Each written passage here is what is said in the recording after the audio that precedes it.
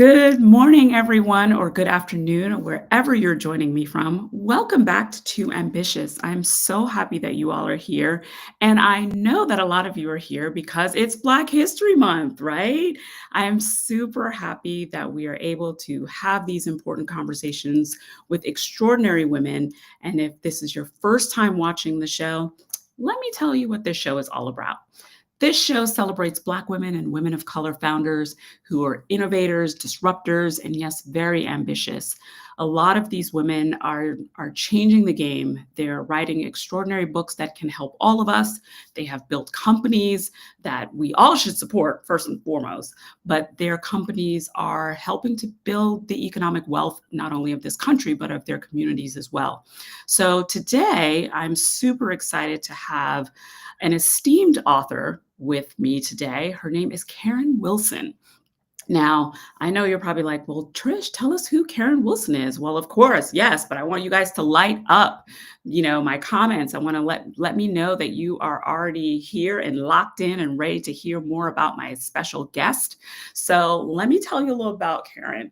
So, with a lifetime dedicated to spiritual growth, Karen Wilson has embraced life's challenges and triumphs, channeling her experiences in a mission to share wisdom and foster a community of love and growth.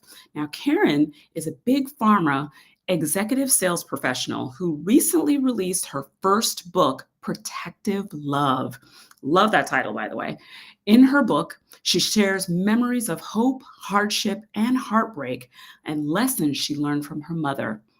So, Protective Love gives readers an opportunity to reflect and grow through self care exercises, journaling prompts, and practical insights. Now, I want you all to light up the comments, give me some love. Let her know how much we love that she is here to talk about her incredible book. Please welcome Karen Wilson to the show. Hello, Karen. Hello. Yes, I'm so happy you're here. I am thrilled to be here. Yes. Well, thank you so much for joining this conversation today. I think that it's so important, to share our stories, and you have several amazing stories. So, let's get into it. Let's do this. So, first of all, I have the book here. So, here it is, everyone. First of all, your book starts off. That talks about the love that warms you when you're cold, feeds you when you're hungry, and shelters you from all harm. Now, tell us about Protective Love and why it was so important for you to write. Well, the interesting thing about Protective Love is that I didn't intend to write the book. So I was actually, which I think connects with people even more. I was living in a place where I wasn't really alive. I had been a caretaker for a long time. And so a bestie, shout out to Dawn Duvernay Wilkins if she is live with Mm. us. Hey. Um, and so she called me out. She fed me, which, if my crew knows me, all you need to do is give me a little bit of food. I was a little greedy. I She love fed it. me the best quiche I've ever had in my life. I don't even know what you call it. And she asked me a really powerful question. She said, "What do you believe in God for?" And I named every person that I believe God was going to do something for, except myself. She called Okay. me out and asked me, "Hey, are you still journaling?" Because I've been journaling for 30 plus years. So I'd always journaled, I'd always had a reflective moment. She said, "I think there's some power in your story, right? And, let me just connect you." And then she connected me to Holly Jenkins Livers, who, Mm. for all accounts, saved my life because Holly saw that, okay, what I was writing, right, kept me hidden, kept me in a place where I could just hide under it. And so Holly pulled it to the front so that I was able to live the journey, which really became an assignment for me, Yeah. and that I could learn from the hardships, the hopes, and the heartbreaks. And that's Mm. really the truth behind Protective Love. Right. And that's Well, why it's so personal, it's powerful for me. And I hope it resonates with someone who may be listening to me now who checks all the boxes right? I've had a long Yeah. career, check the boxes, but they've had some things that held them down. Yeah. I think what's also interesting too, and when we talk about family and the love that we gain from our parents, I think some of us sometimes we don't have these moments of reflection and how much of an impact our parents have on us. You've been fortunate to have an extraordinary woman as your mother. Tell us a little bit about your mother, Ruth, and the impact that she had on you growing up and even as an adult. The the thing I love about my mother the most, well, two things. She taught me that love is a verb. It's not something Mm, you fall into. So you know how somebody, you could be young, oh, I'm in love. My mother was yeah. like, scratch that. Yeah. So she modeled it and Mhm. she taught it. She taught that it was a verb. Love was always action. That's why she felt in some of the lessons you had to be helping someone, right? She Right. always felt like if you get up in the morning, there's somebody's life who you can make better by the smallest of gesture. And Yeah. so that's the first caveat about her that I could really it resonated with me even when I was young. And the Yeah. second thing that I think was just outstanding, she was exceptional with this, is that faith for her was it was anticipating God to show up. It Mhm. wasn't expectation because expectation requires an outcome, Yeah. but anticipation is like, however God shows up, I'm going to be aligned to it. And that's Mm. the reason why the journey of protective love was so powerful, because at every stage of her decline, she still managed to anticipate how God was going to reveal himself. And Mm. so I feel so blessed Yeah. because had I not taken the journey, right, and really opened myself up with sharing my journey, uh, then I may have really not really received it and looked at it in the power that it was at that moment. Yeah. Well, I think that a lot of us don't really take that time for ourselves. So, I know you are incredibly grateful that you were able to do that and kind of see the power of, what your mom was sharing and how to show up, And I think faith is, as we all know, is a powerful thing, right? They say you got to have faith the size of a mustard seed. So, you Mhm. know, we know how important faith is, and obviously your mom lived it and she imbued you with it.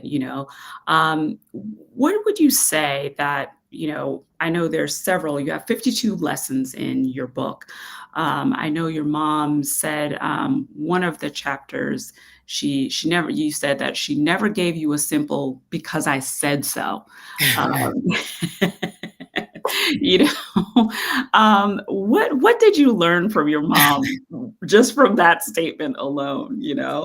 You wish she would have said just because I said so, because that meant you had a lecture, you could have had a punishment. I grew up at a different time. It could have been Right, something else too. right.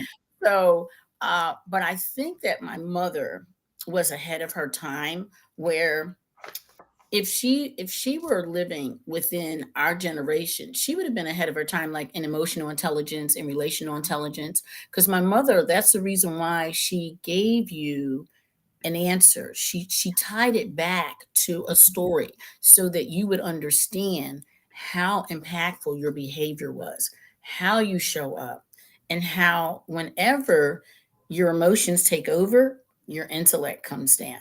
Yeah, And that while I didn't appreciate it, like I told you before, it came with a yeah, punishment and a whole bunch of other things. yeah. I realized that she was the start of emotional intelligence as we know Mm, it today, which yeah. is how within some of the lessons I was able to, really think with greater clarity at a much younger age. Mm.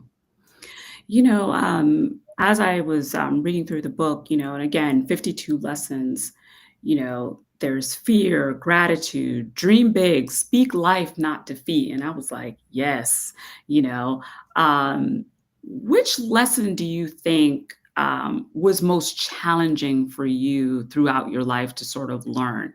You were learning so much from your mom, but a lot of great lessons, and I'm sure they're much more than 52. But Mhm. which one do you think was most challenging, you think? This is so easy.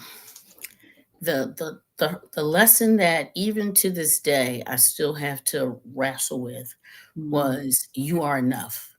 My Mm. mother she really understood that I would have self-doubt, that I would have fear. It could be body image. It could be the fact that she was clear that I couldn't sing. Now she shut that down. She shut the singing thing down. She was like, "Nah, nah, nah, you're not gifted for that." But Right. she could see that I would always have a hesitancy to realize that I was enough for whatever it is. And even if I could go back to the beginning when she had me read for the Gypsy Princess, I was only 9. Yeah. And, so I was like, I didn't see myself as a lead. And reflecting on it, I believe that she tapped into that lesson the most Mhm. because it was something she had to overcome herself. Right. Now, I didn't see it then, but I could see it through the journey of protective love. I'm like, that's why she was adamant about it. And it came up subtly Yeah. throughout different themes, right? The root of all comparison is unhappiness, right? Yeah. All of that comes back to speaking into self-doubt. And I Mm. think that once I really understood that I was enough, and even to this day, I can still hear the way my mother used it. She would Mm. say, "You are enough." It wasn't a loud roar. It was so subtle that I can still hear it when I show up in rooms that don't always represent the Yeah. best of who I am, and I know what's meeting me on the other side. Right. Yeah, Cynthia Lawson, thank you for joining. She says, love the you are enough lesson. Thank you for that. I think so many of us can resonate with that, including myself, is believing that, what we're bringing to the table and who we are as spiritual beings, having this human experience, as they say, is enough. I think that, I'll ask you this, do you still struggle with that? I know you found a lot of success, but how does it show up for you? Absolutely. It shows up in humanity. I mean, look at Mm. the chaos of the world that we live in, Yeah. right? It shows up in anything that I can't control. So if I'm Ah, in a situation where, I don't control the dynamic or the landscape, it can show up at any rate. And here's the really important thing, that because of my spiritual growth, where I am, with wisdom and my intentional relationship with God. I mean, fear not is it's written 365 days in the Bible. mm, So one for every day. yeah. So God and his sovereignty knew that in her humanity that it was going to be something that we grapple with. So I believe that that'll be something that we'll all have to deal with. And I'll really go a step further to tell you that once once my mother, like, understood, like, that she was making these deposits, and as things were happening to her where she was declining, I had an opportunity to stand at her bedside and see in Mm, moments where she was afraid, and I yeah. had to say to her, it was going to be okay. We're going to be okay. So it's cyclical. It's just a part of humanity and growing. I don't know when we'll ever be in a situation where we will totally be, oh, I'm everything. Yeah. Yeah, yeah, yeah, it's the constant work of it, right? We're constantly Mhm. working on ourselves, to Have keep our to, minds strong and some days are easier than others, you for know? sure. Yeah. For sure. you know? So I know that you have siblings as well, have any of your siblings, like, read Protective Love and did they share a similar, experience with your mother as well, you know? Yes, so I grew up with my brother, and and the thing I loved, I mean, I love the fact that it was an easy read because he would not have read the book. Let me say that he would not have read the book if it was an easy read. He's like, "Oh, this Right. is great," Yeah. and the most of the experiences when I was young, he shared in those experiences. It was okay. Don't ask that question because she is going to take us down another level. Right. I do think that The beautiful thing about sharing this with him is that we both identify these challenges that are in us. We see it Right. in each other. And I think now we're at a place where we can call it out. Mm, yeah. And that's pretty powerful. I'll extend that to say, even as it relates to my village outside of my brother, that my village, we're able to call it out. I mean, as you can Right. tell, my friend Dawn called me out. Yeah. She called Which me I out. love. Right. Love And then that. Holly pushed me out. Dawn called me out and Holly Mm, pushed me out. I said, yeah. I'm not ready. So yes, for sure. And I think you can see it even in families. I think about all of my cousins we all grew up the same. It's like other illnesses the families have. It's in your DNA. So your Yeah. experiences are very similar. But I think that we're at a place in our lives now where we can just call it out and say, hey, look, I know you're afraid, but it's going to be okay. Yeah, absolutely. I think we don't give enough credit to how much fear um, impacts our lives, paralyzes us, keeps us from being great, stops dreams, and it stops forward motion. So, I think to get a hold of that and to see it at such a young age and name it is extraordinary. Your mom obviously knew what she was talking about. She did. Yeah, she She knew. did. She did, Miss Ruth was not playing games, and I love that for her. Now we talk about some of 52 lessons that are in protective love. Mhm. And by the way, if you're just joining us, I am talking to author Karen Wilson about her book Protective Love, which you can pick up on Amazon. And you've got 52 lessons.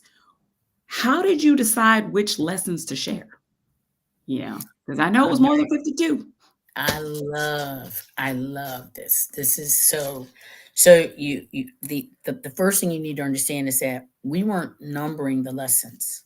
So we Oh, weren't tracking the lessons. okay. That's because this was really like when this was a healing journey for me, Yeah. we weren't tracking the lessons. Right. And so we just got to the point where Holly's like, I think we're good, right? And then we found out it was 52, which is why I acknowledge the significance of 52 Right. biblically, which is Yeah. why it has that. Right. But the other piece in all of this, right? When we look at the 52 lessons, I was extremely intentional with this book Mhm. to not push anyone else's pain out in the lesson. So Mm, I okay. was when I say it was a body of work and a journey, it was no. This is about me learning, not me sharing someone else's misfortune or their regret or their mistake. Because there Mhm. are a lot of lessons, I'm not going to be the first one to jump out the parachute. Okay. So Right. some lessons came through because somebody else made the mistake. Right. But that wasn't what my goal was behind protective love.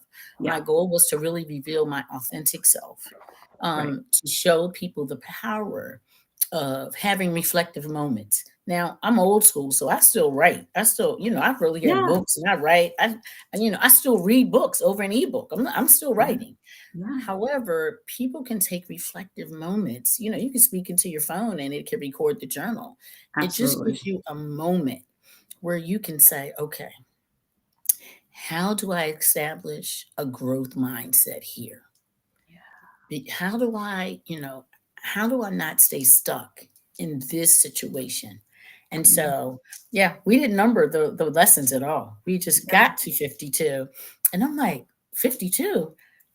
There's some significance to it. So it Yeah. could have been any number, but it was really part of my own personal healing journey. And that's why Mhm. the feedback that I'm getting um, is that it is really providing healing for other folks as well. And Yeah.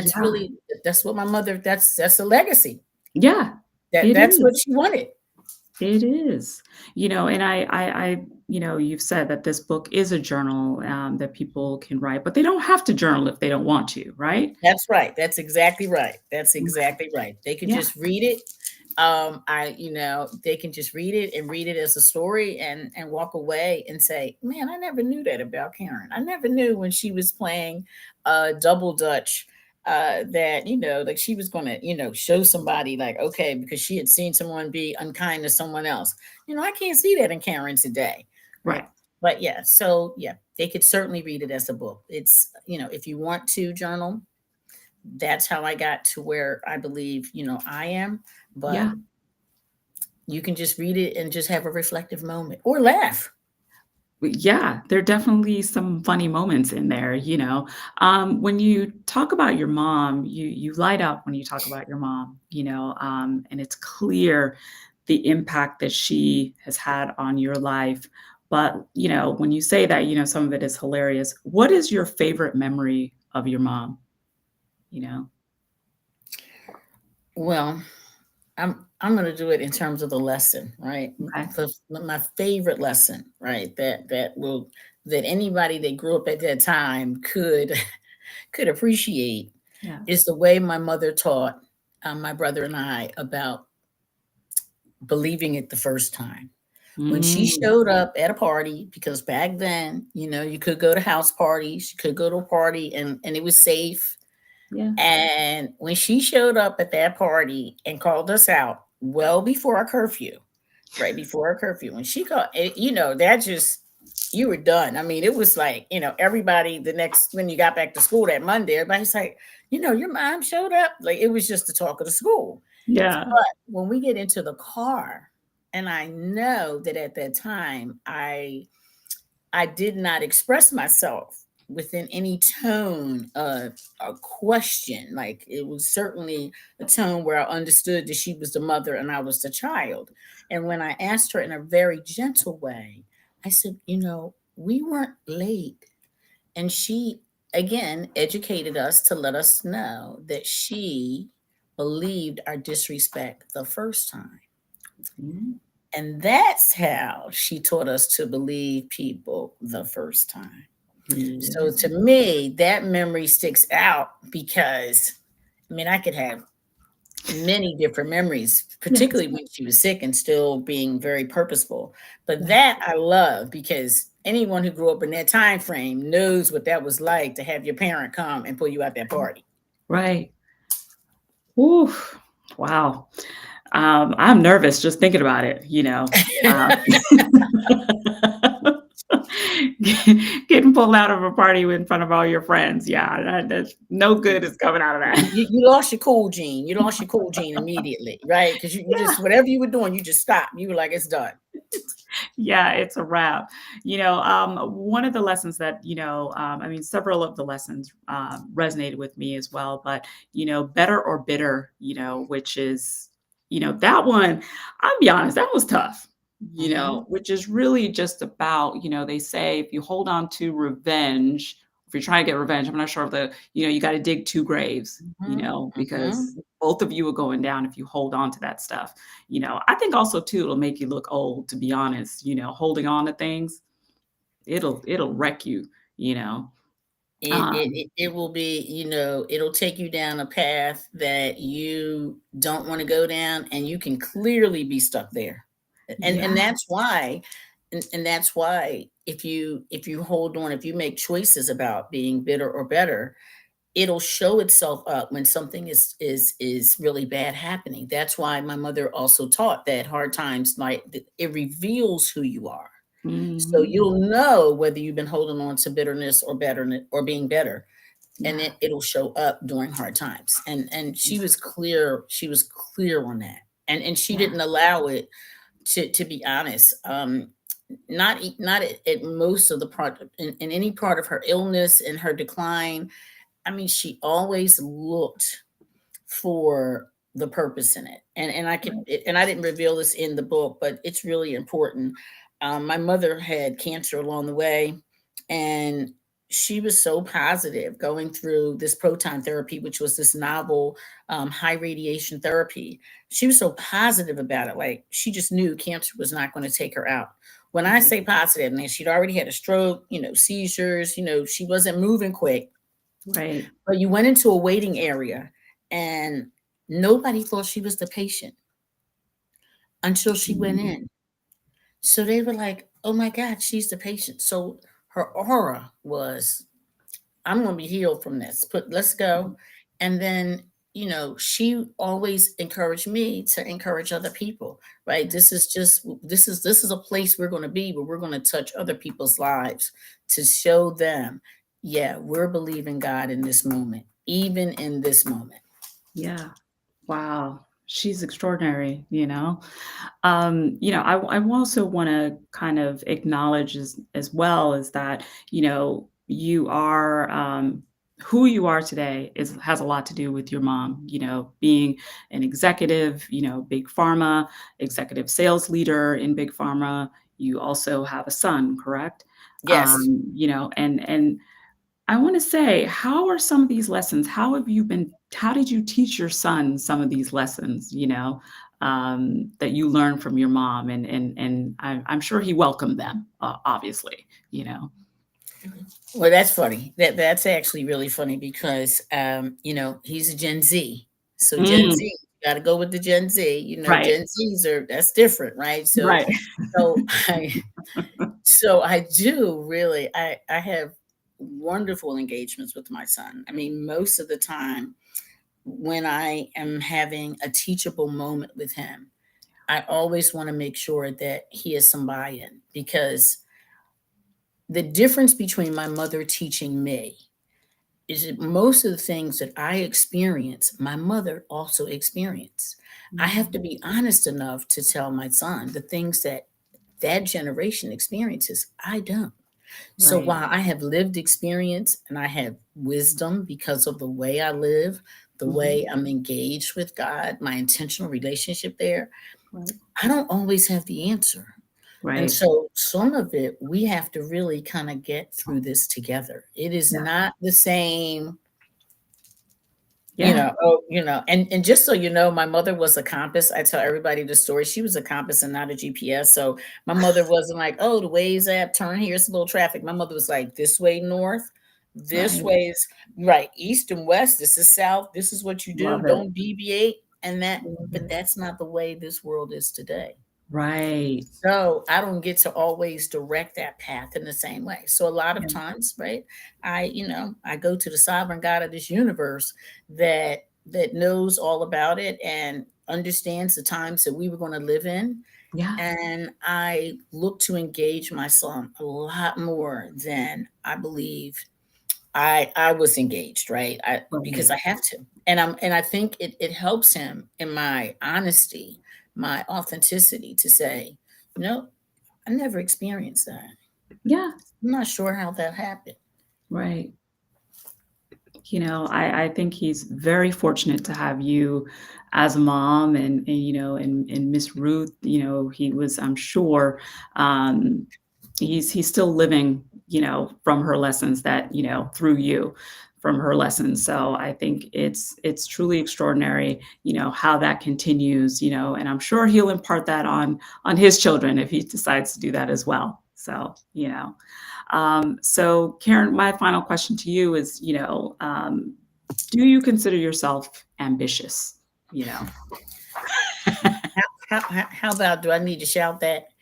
Absolutely. Yes, yes, I love it. Absolutely. I love I it. am on the journey of being the absolute best version of myself. Yes, No two ways about it. yes, There's just, I say 365 days a year, right? We get 7 days in a week. We all get 24 hours in that day. And yeah, the only difference is what we choose to do with it. right. So, no one who knows me would describe me anything else other than a 200 in front of it. There would be a 200. In fact, my mantra, and I'm going to say this because I know that I know someone else thought of it. It Mhm. wasn't mine originally. But what I want to be able to say when I stand before God at the end of my life is that I would hope that I would not have a single bit of gifting left. And I could Mm, say to him, I used everything you gave me. yes, yes. I love that, and I think many of us would like to do the same, because I think as we know, a lot of us aren't living to our full potential. So, let's hope that we all live to our fullest of what we're supposed to be here doing. Sometimes we forget that. So, yeah, I want to thank everyone for joining the conversation today. Tracy Ash, LOL, ambitious. She would know. Yeah. Hey, Tracy, I love it. She would know, right? Yeah, I love it. So Karen, where can we find you? How can we connect with you? I know we can find your book on Amazon. Anywhere else we can find you? Okay. On Instagram, Protective Love, under Protective Love. Okay. All right. Love it. The audience can reach out to me at an email. It's protective.love, contact.protectivelove@gmail.com. Okay. All right. Okay. Well, that's a really great way to wrap up the show. And I'm just going to say, Protective Love is available on Amazon. Definitely pick up a copy. You won't be disappointed. You're going to love reading all the stories that Karen has shared. I mean, listen, anytime you have the opportunity to learn is a good thing. So, let's do it. Thank you so much for your time, Karen, for having this conversation with us and talking about your mom, and sharing all the lessons that she taught you and you continue to live through. So thank you. Thank you so much, Trish. Listen, I am humbled and honored. I would be humbled and honored if it wasn't Black History Month, but this makes it even better. I am thrilled to meet you. I wish I was on the West Coast enjoying a little better weather than the ice storm Hey. here, but I thank you so much. Yeah, you are so welcome. Well, I enjoyed our conversation, and I think a lot of our audience did as well. So, yeah, Dawn is joining us. Love this. So, thank you, Dawn. Thank you, everyone who joined us for this conversation. I appreciate all of you, Gabrielle, PJ, Tracy, Janelle, Kelly. We had some really great conversations here. People were lighting up the chat. So, I'll respond to some of your comments right after the show. And yeah, Karen, feel free to respond to any of these comments as well. But I want to thank you and, thank you for sharing Protective Love with all of us. And I appreciate you. Thank you. Thank you again. All right. Absolutely. All right, everybody. I'll see you next week with another episode of Too Ambitious. Thank you so much for joining.